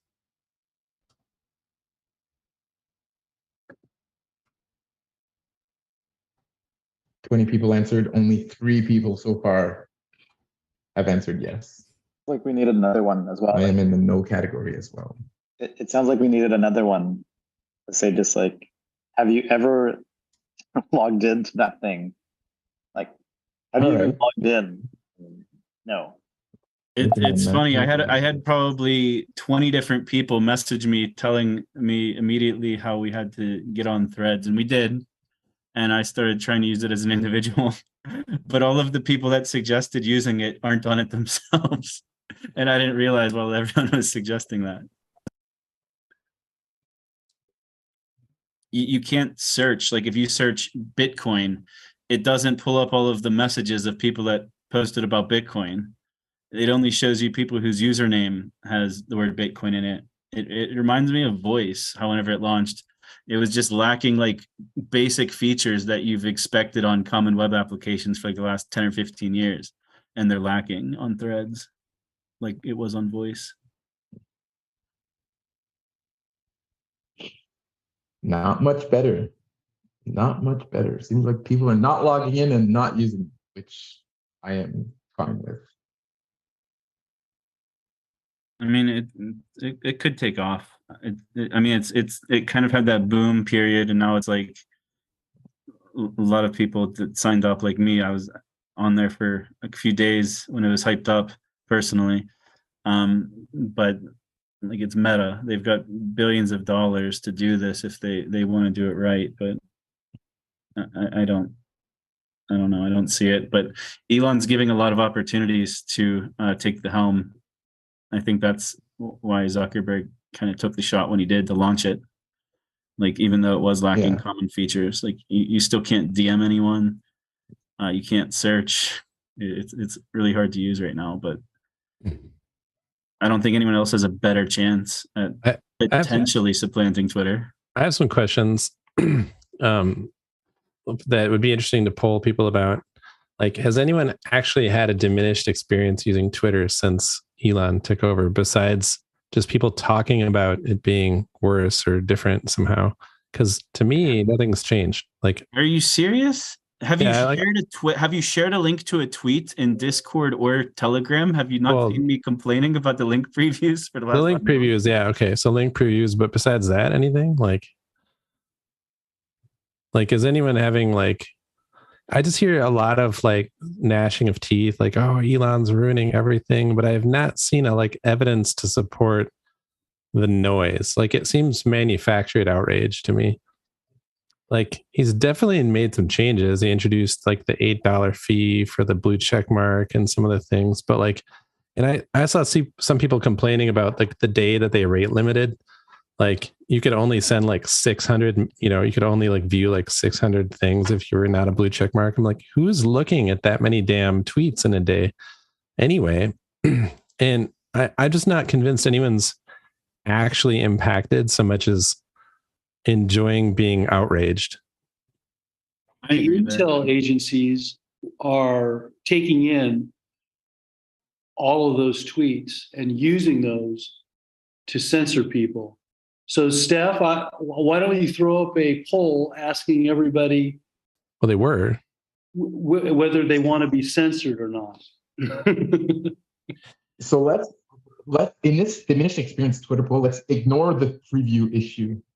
Because I agree, I would vote yes for that. But other than that, I have not had a diminished experience on Elon Twitter. The other big change. So as far as a user, the quality is still there. It's still my personal go-to platform to both read and engage.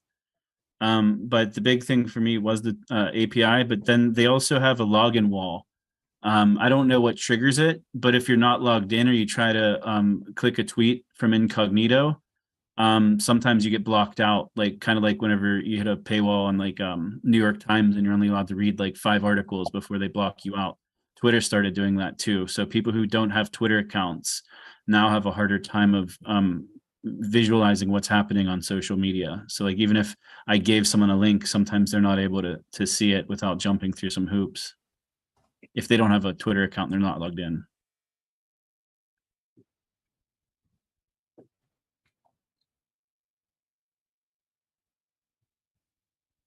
%85% have not experienced diminished experience since Elon took over Twitter. Out of 13 answers. I guess crypto Twitter is there to stay, huh? Crypto X. Yeah, for sure. Crypto X, yeah. Oh God, we gotta all the hashtags are gonna change. Yeah, I just feel like there's like there's a cult of love to hate Elon, and like, I don't know where Perry you were going with that particular thread you're pulling there, but like, there's been extensive testimony about how much the previous Twitter administration was sharing and working with the White House and other people to actively censor accounts on Twitter that they didn't like. So they had direct line, and like, all the documents of that have come out, and it's been like really widely reported on and written about.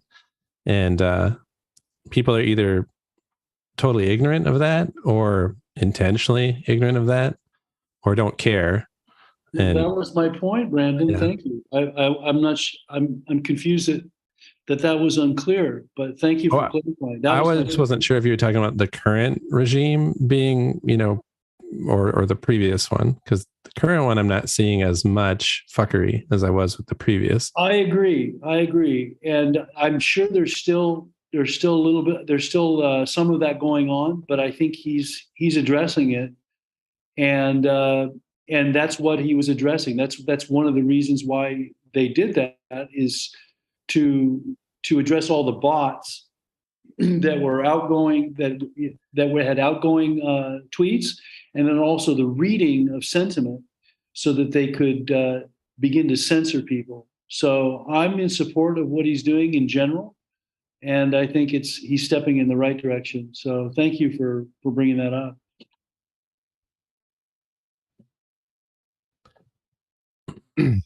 Yeah, it's one of these interesting. Yeah, I think that the Twitter files, I think, are very important.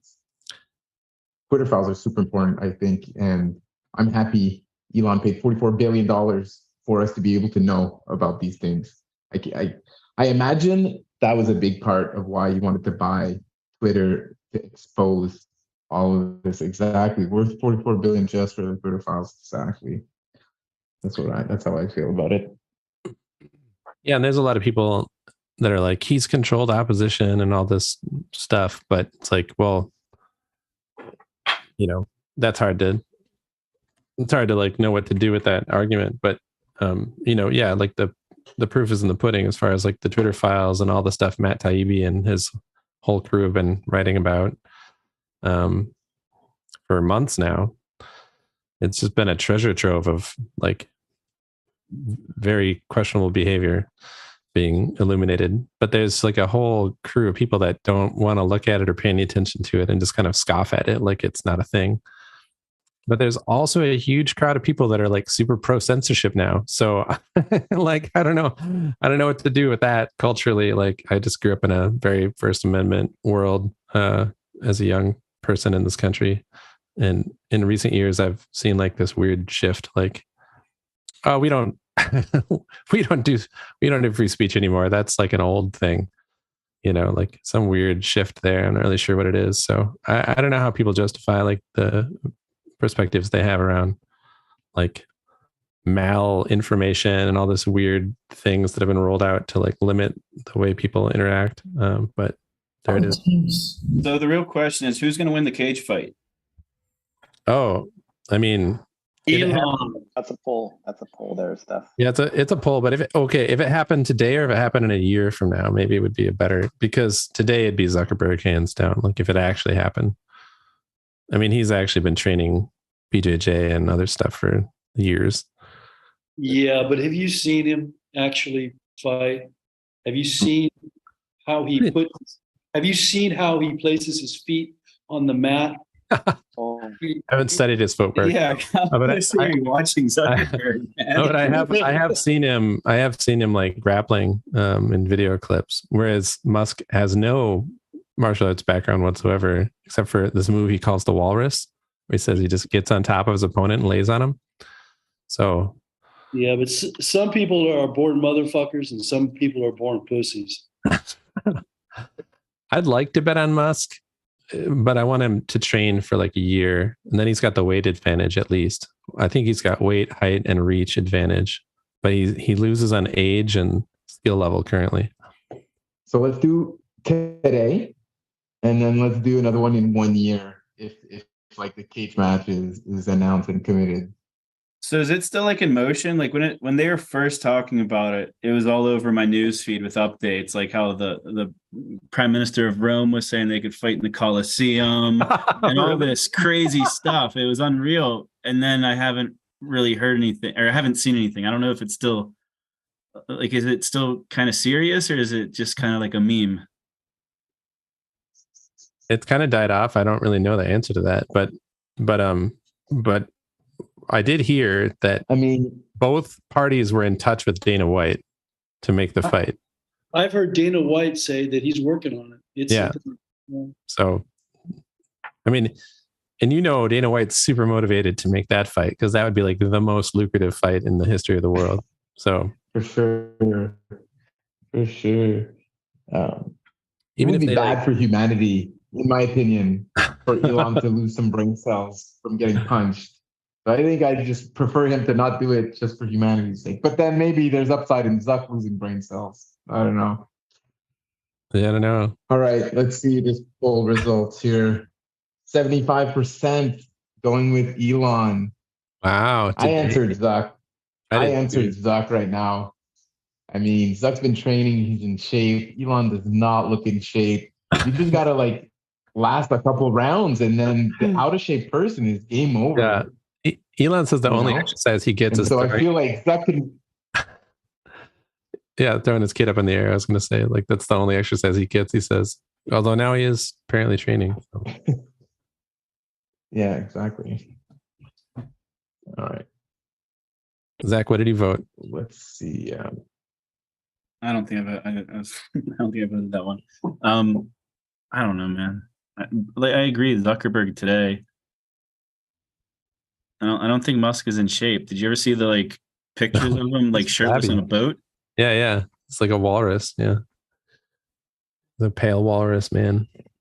And you always hear he's like this like workaholic sleeping on the floor of like the Tesla offices and stuff. I just don't see how he's fitting like physical fitness into his regime. But if the fight got sanctioned though, and there was like 6 months to prepare for it, I think he's the type of person that just get obsessed with it and kind of drop a lot of things to get like super focused on it. Oh, for sure. I mean, there's photos of him training with who's the French Canadian guy?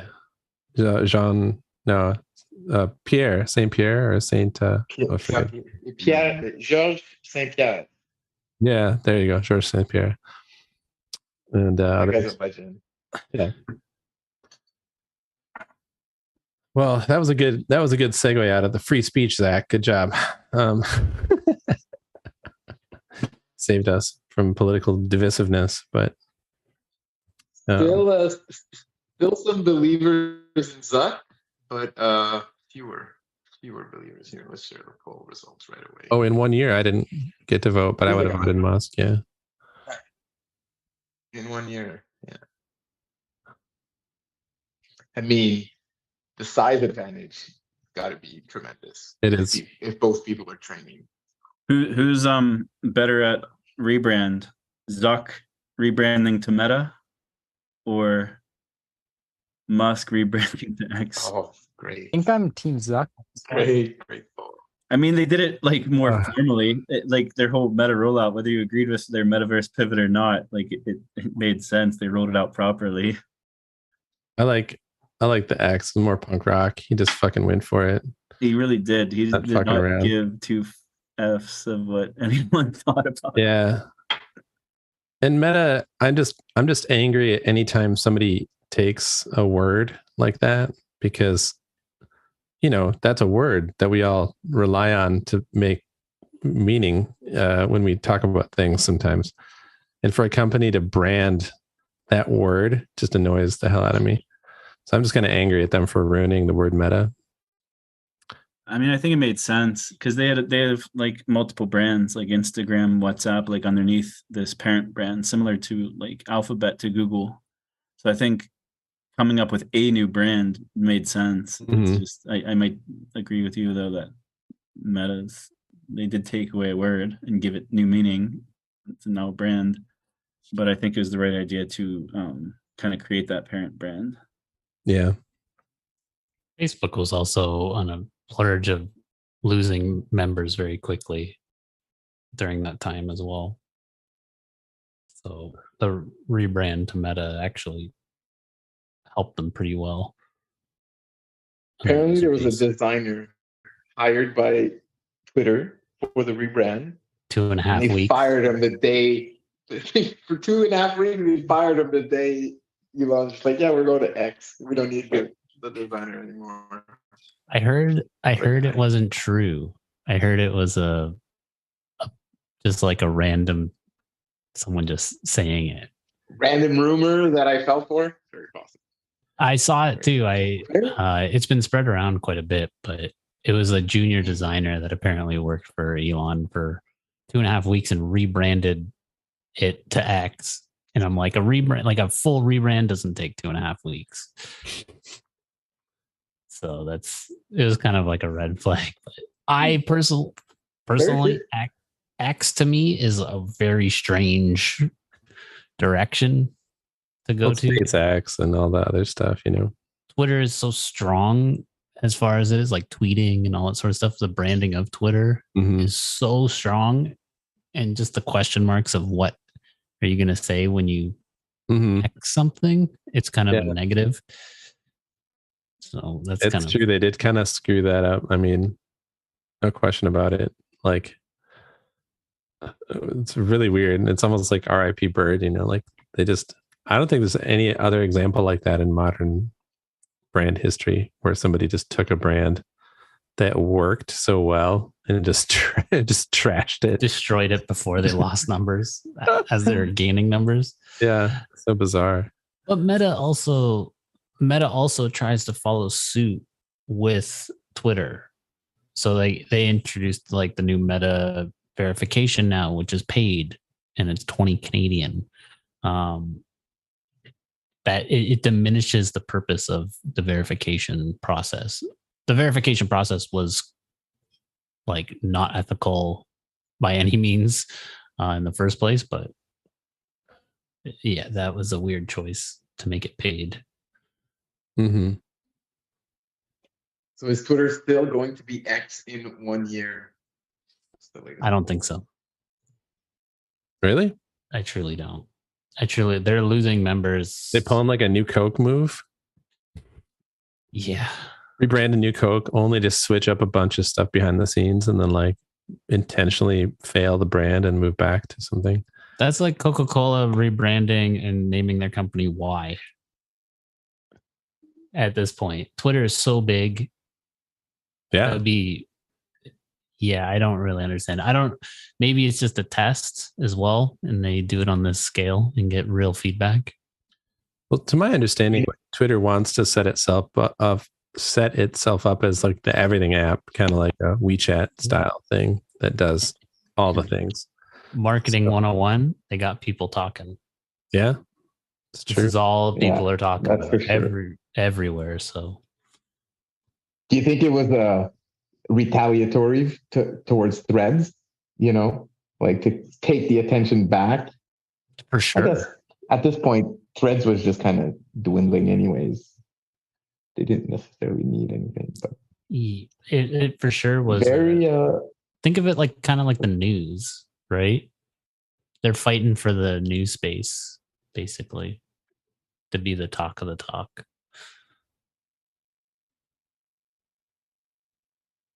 All right, let's do another poll. Wow, as the no's are winning out in that last one. Are crypto payments going to be enabled on Twitter in 6 months? You're classic. I just got an alert that Meta's quarterly earnings call just started. I'm gonna have to hop on there and ask some of these pool questions. Yeah, heckle him. Yeah, heckle him for us. Tell me, ruined the English language. I can, Steph, I can share. I've been trying to make this into the EOS logo into 3D. If you want to see that. Yeah, go for it. Anyone can just take over the share screen. We were living on the edge today. On the edge. Well, we are live, so just to keep it. Oh, of course. Be careful. Ooh, look at that. Whoa, did you do that in Blender? Yep. Nice. So the other sides aren't finished yet. But I see. You can, It's kind of a little bit of a challenge with this shape. I just tried it as like a triangle just so that it can sit as its own, but also still live this way. So that's probably going to be the solution for that. But it does sit well. The S should be opposite the S, and the E should be opposite the E, and the O should be opposite the O, right? Yeah, so like the O right now is like here. Yeah. And then, well, most people like, you wouldn't really flip it over. And it would be mostly for like motion graphics spinning around. Mm-hmm. So you wouldn't even see like this triangle, for instance. but it's getting there. Yeah, one of the things I like about this object is like that you can fly through it, like for animation purposes. Yeah, you could be like, you could come out of it, and then it would, orient, and you'd see like the I think that'd be like pretty sick animation. Yeah, it's pretty neat. It's a portal.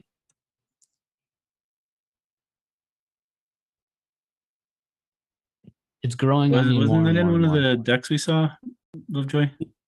Well, they had a animation example of like moving through an object, but it wasn't this shape. They just used an example from another thing. It was like a TV or some sort of other object that they had. But yeah, and I want to see it with this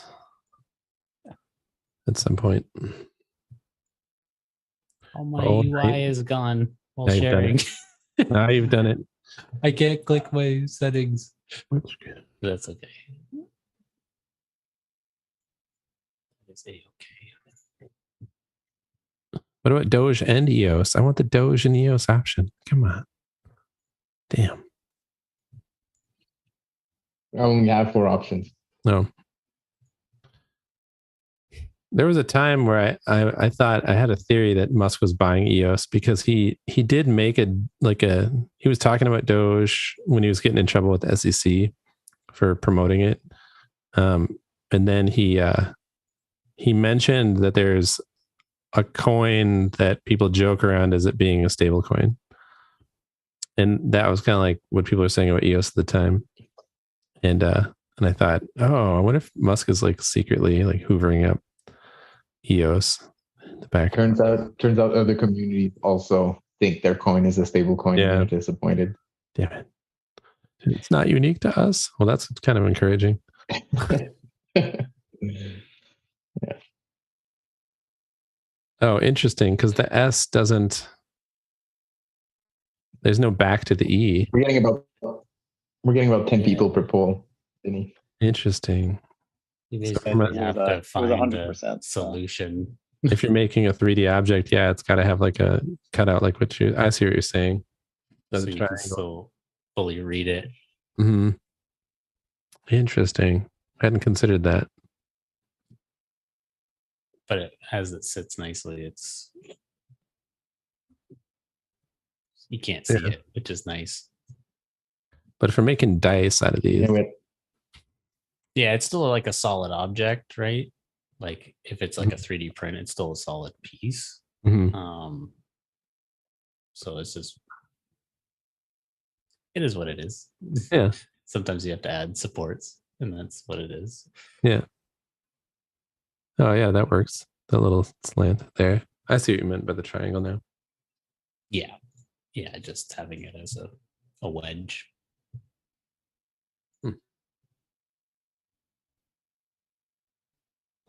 It actually creates like some sort of nice like shadowing as well, which is good. Yeah, if we could It's a better solution.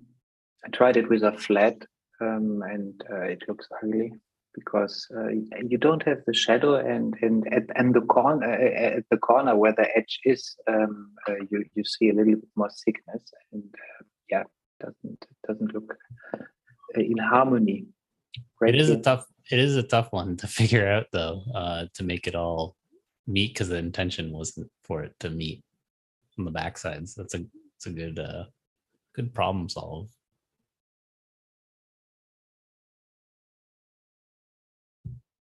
And that I'll have to recolor, but yeah. Zach's buying a 3D printer right All now. right. Are we ready to wrap up the show? I promised the reading of the CEO letter, but I don't know, it feels kind of out of place. But I did promise it, so I'm gonna go ahead and do it. Do that. We need the dramatic reading, I think. Dramatic reading, yeah, exactly.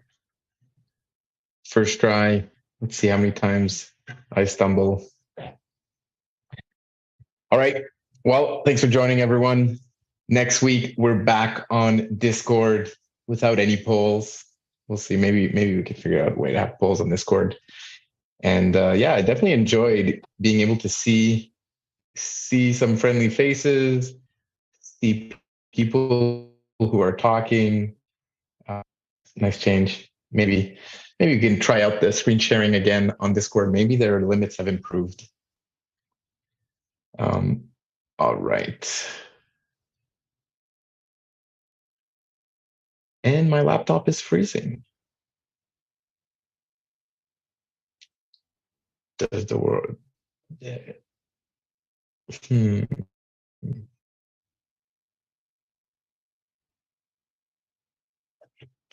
All right, please stand by during these technical difficulties. Start the show with a reboot of my computer. Maybe we end it as well.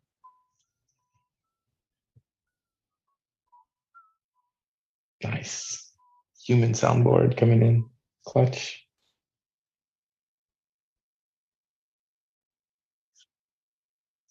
Yeah, my computer's completely frozen. You know what? We're going to have to leave the dramatic reading for another time. Dun, dun, dun. All right. Sorry about that. Sorry to everyone who waited until the end of the show for the dramatic reading. Maybe I'll kick off the next Fireside with it. All right, that's it for today. No sound effects, no rave party to close us off. Just gonna be signing off. Thanks for joining, everyone. Let's go, EOS. Go EOS. Ciao. Oh, yes.